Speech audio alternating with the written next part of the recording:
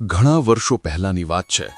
અમદાવાદ શહેરની ભાગોળે આવેલા એક શાંત અને હરિયાળા વિસ્તારમાં શાંતિકુંજ નામનું એક નાનું ઘર હતું.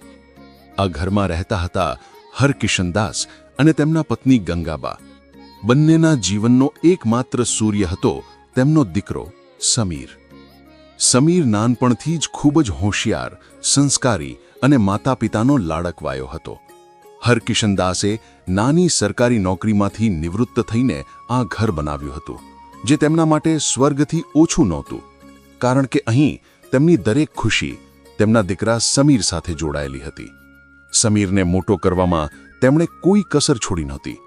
ગંગાબાએ પોતાની બધી ઈચ્છાઓને બાજુ પર મૂકી દીધી હતી, જેથી સમીરને સારામાં સારું શિક્ષણ આપી શકાય. હરકિશનદાસે રાત દિવસ મહેનત કરીને તેને એન્જિનિયરિંગનો અભ્યાસ કરાવ્યો. તેમનું એક જ સ્વપ્ન હતું કે સમીર મોટો થઈને નામ કમાય અને તેમનું નામ રોશન કરે. શરૂઆતનું સુખ અને સફળતાનો સૂર્યોદય.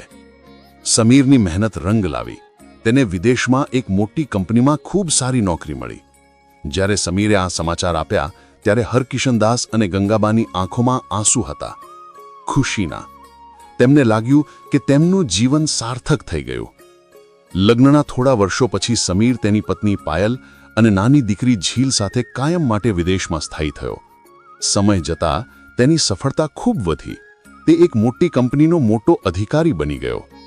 શરૂઆતના વર્ષોમાં સમીર દરરોજ માતા પિતાને ફોન કરતો.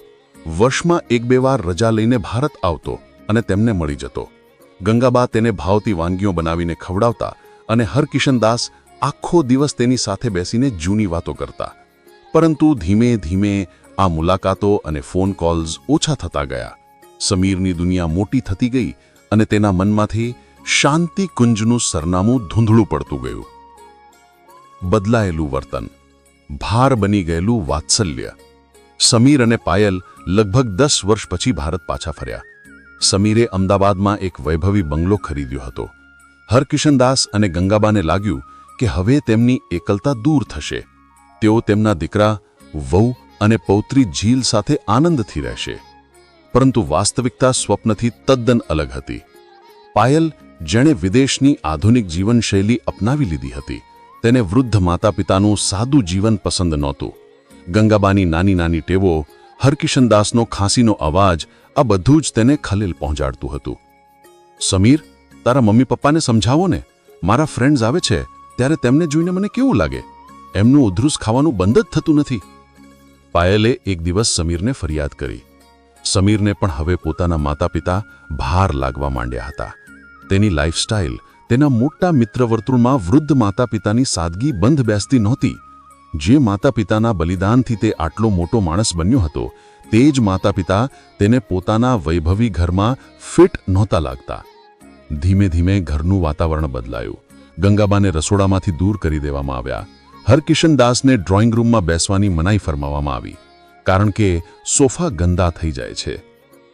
એક ખૂણામાં તેમનું જીવન ધીમે ધીમે સંકોચાતું ગયું. તેમની આંખોમાં સવાલ હતા, પણ હોઠ પર મૌન હતું. વચન પાલનની વેદના, વૃદ્ધાશ્રમનો પ્રસ્તાવ. એક સાંજે સમીરે હિંમત કરીને હરકિશનદાસ અને ગંગાબાને પોતાની પાસે બેસાડ્યા. પપ્પા, મમ્મી, મેં એક નિર્ણય લીધો છે. સમીરે સંકોચ સાથે વાત શરૂ કરી.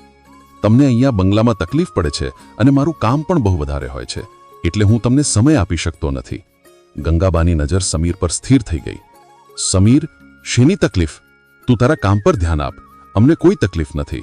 ગંગાબાએ ગદગદ અવાજે કહ્યું. ના મમ્મી, હું તમને શહેરથી દૂર સુંદર જગ્યાએ મૂકવા માંગુ છું. મેં માતૃછાયા નામના વૃદ્ધાશ્રમમાં બધી વ્યવસ્થા કરી દીધી છે. ત્યાં તમારા જેવા બીજા ઘણા વૃદ્ધો હશે, જ્યાં તમે ખુશ રહેશો. પપ્પાને યોગા અને ગાર્ડનિંગ ગમે છે અને મમ્મીને ભજન. ત્યાં બધું જ છે. સમીરે એક સાથે બધી વાત કહી દીધી. આ શબ્દો સાંભળીને હરકિશનદાસનું હૃદય બેસી ગયું.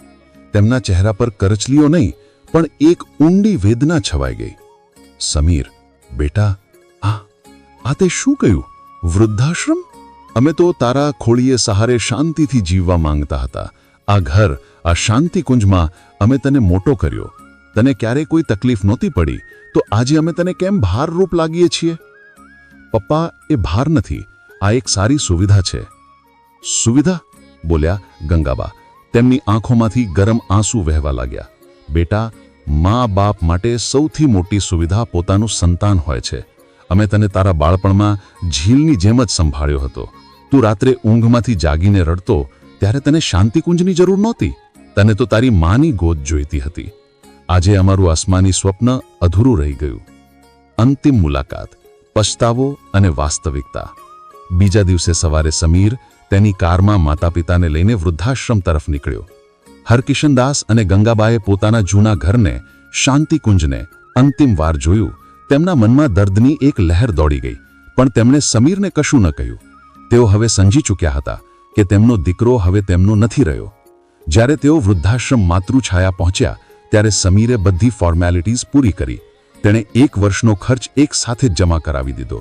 પપ્પા, મમ્મી, હું દર રવિવારે તમને મળવા આવીશ, સમીરે કહ્યું. હરકિશનદાસે માથું હલાવ્યું પણ કશું બોલ્યા નહીં. જ્યારે સમીર પાછો વળ્યો ત્યારે ગંગાબાએ તેને બોલાવ્યો. સમીર, આ લે, કહીને તેમણે એક જૂની ફાટેલી નોટબુક તેના હાથમાં મૂકી. શું છે મમ્મી? સમીરે પૂછ્યું. આ એ નોટબુક છે જેમાં હું તારા બાળપણમાં તને આવનારી તકલીફોના ઉપાય લખતી હતી. તું રાત્રે ઉધરૂસ ખાય તો શું કરવું, તને ઠંડી લાગે તો શું કરવું, બધું જ લખેલું છે. ગંગાબાએ કહ્યું. તને જ્યારે પણ કોઈ તકલીફ પડે તો આમાંથી વાંચી લેજે. એક માં કદાચ દૂર જાય પણ તેનું વાત્સલ્ય અને તેનું માર્ગદર્શન ક્યારેય દૂર નથી થતું. આ શબ્દો સાંભળીને સમીરનું હૃદય પીગળી ગયું. તેને બાળપણના એ દિવસો યાદ આવ્યા જ્યારે તે બીમાર પડતો અને ગંગાબા આખી રાત તેની બાજુમાં બેસી રહેતા. તેને હરકિશનદાસ યાદ આવ્યા, જેમણે પોતાના જૂતા ફાટી ગયા હોવા છતાં તેના માટે નવી સ્કૂલ બેગ ખરીદી આપી હતી. તેણે પાછળ ફરીને તેના માતાપિતાને જોયા. વૃદ્ધાશ્રમના દરવાજે ઊભેલા તેના માતાપિતા તેને નાના લાગ્યા. આ દ્રશ્ય તેના માટે અસહ્ય હતું. આંખમાં પાણી આવી ગયા. તેને એક પળ માટે લાગ્યું કે તે દોડીને તેમને ભેટી પડે અને કહે, મને માફ કરી દો, હું તમને પાછા મારા ઘરે લઈ જઈશ. પરંતુ પાયલનો ચહેરો અને તેના વૈભવી જીવનનો ભાર તેના માથા પર હતો. તે કંઈ બોલી શક્યો નહીં. તેણે માત્ર આંખમાં આંસુ સાથે માથું હલાવ્યું અને કાર ચાલુ કરીને ત્યાંથી નીકળી ગયો. કાર ચલાવતી વખતે સમીરને અહેસાસ થયો કે તેણે માત્ર તેના માતાપિતાને જ વૃદ્ધાશ્રમમાં નથી મૂક્યા, પણ તેણે પોતાના બાળપણની યાદો, પોતાના સંસ્કારો અને પોતાના જીવનની શાંતિકુંજને ત્યાં મૂકી દીધી છે. વૃદ્ધાશ્રમ માત્ર એક ઇમારત નથી, પણ એવા માતાપિતાના અધૂરા આસમાની સ્વપ્નની કહાની છે જેઓ પોતાના સંતાનોની ખુશી માટે પોતાનું સર્વસ્વ આપી દે છે. જો તમને આ વિડીયો ગમ્યો હોય તો વિડીયોને લાઇક કરો, તમારા સગા સંબંધીઓ તથા મિત્રો સાથે શેર કરો અને ચેનલને સબસ્ક્રાઇબ પણ કરી દેજો, કેમ કે અમે આવી જ રસપ્રદ વાર્તાઓ અને પ્રેરણાદાયી વિડીયો અમારી આ ચેનલ પર લાવતા રહીશું. ત્યાં સુધી બધાને જય શ્રી કૃષ્ણ.